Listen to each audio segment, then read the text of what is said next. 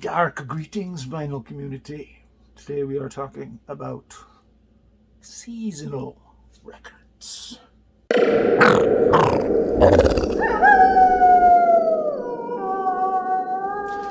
And this is going to be part one, and it's only going to feature the music of one band.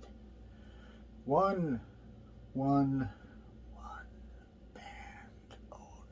And that band is OINGO, BOINGO, a very, very long time favorite of mine.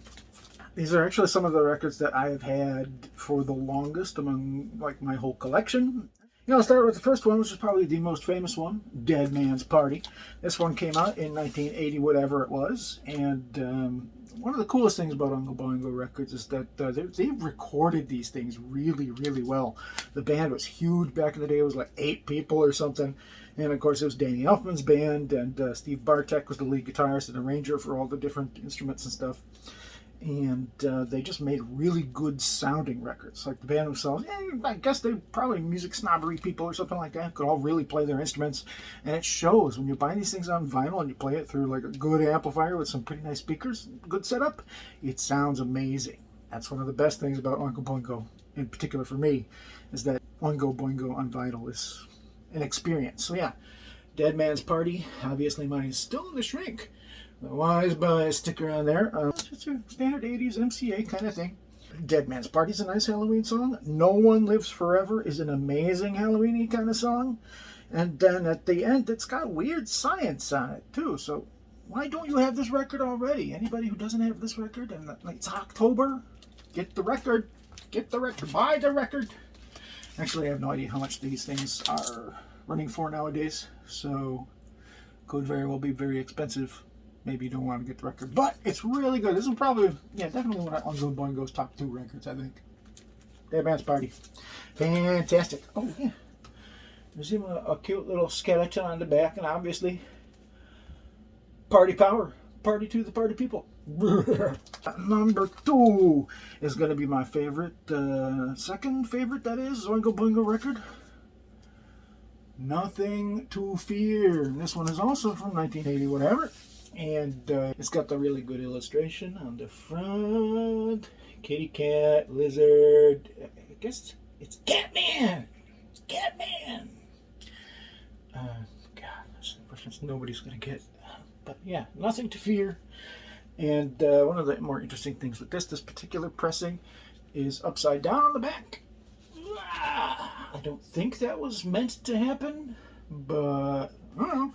If you take a look at it, anyway, that's Danny there on the right, I think it is, and then Steve Bartek on the left, and then there's some little something. These things are great, even on the inside. Look at that horn section, and then we got rhythm section and such. Vatos. Vatos is such a young little baby there in the middle. You also got the OINGO BOINGO Secret Society info for all you Oi boys and Oi girls. And of course the record itself. This one says A&M. They don't go for the snazzy deluxe printed customized labels, it seems. What are the amazing spooky songs on Nothing to Fear? Of course, there is the title track, Nothing to Fear, which is maybe my favorite OINGO BOINGO song. Hard to say. I've been living on these guys for 30 years now. God, even longer. Like 35 years now I've lived on. Nothing to Fear, parenthetically, but Fear itself is fabulous OINGO BOINGO song. It simply does not get better than that. And then this one has Gray Matter on it, which is one of their better political songs. And what else we got? Insects. Insects is prime OINGO BOINGO goodness. So yeah, here's another one. You should get this one too. Just like the first one, it's a really good sounding record. Get yourself feeling like Danny and listen to some of this stuff. Bounce around your apartment, annoy your neighbors, all that good stuff. You know how this is. So anyway, yes. Now next one is my third favorite OINGO BOINGO record, probably. Good for Your Soul. This one also came out in 1980, whatevs. And this one starts out with Who Do You Want to Be, which is That might be my favorite Oingo Boingo song too. It's all about putting on different identities and authenticity. That sort of says that authenticity is better, but it's still fun to wear a costume. You know? Going out every day into the world. That's a different costume for different days. You know, that's humanity. The back has the Oingo Boingo skull. And I can't remember, I swear it's got a name of its own, but I keep thinking Henry, which is the name of Screamin' Jay Hawkins' skull. So, damn it, I can't think of the name of the Oingo Boingo skull. I feel like I must punish myself. That's terrible. Anyway, what else do we have here on this particular record besides Who Do You Want to Be? It's got Wake Up. It's 1984, which is always kind of a kitschy sort of thing to be listening to here in the 2020s.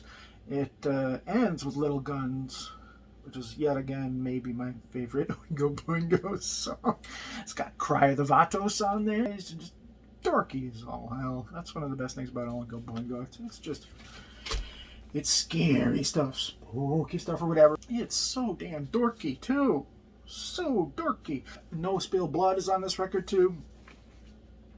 Man, Fill the Void is on this one. Sweat is a pretty good one, and this is a really good one. Like, its cover does not suggest quite as much dorky horror-ishness as some of the others, but yeah, it's got a whole lot of good Oingo Boingo songs on here. No Spill Blood, in case you did not know, is a reference to a movie from like 1933 or something like that called Island of Lost Souls.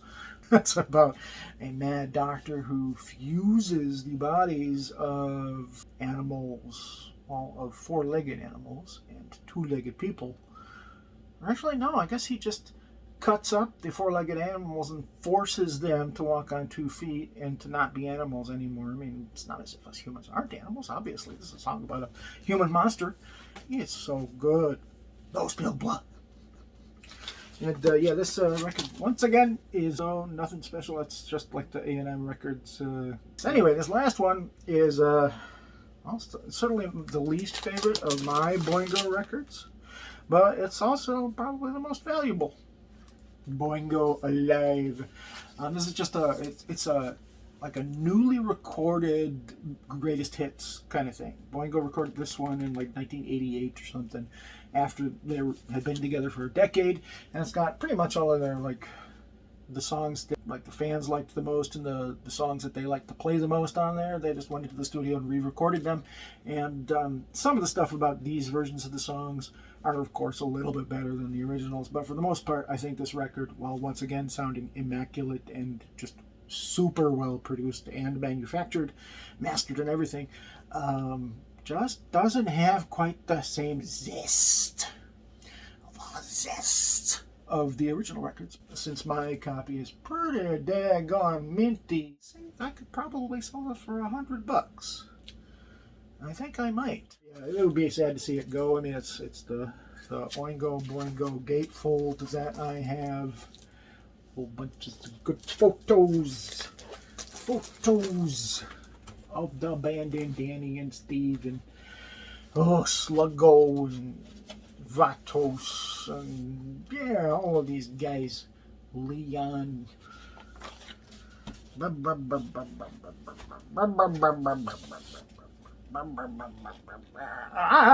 Danny. Of course. There's more goofy ass, dorktacular, creepyville. That's what they did, was all their art. So yeah, that's it. That's 4 records. All for me for today. This is going to be the end of part 1 of seasonal music. Oh, sorry, I'm not sure I can do.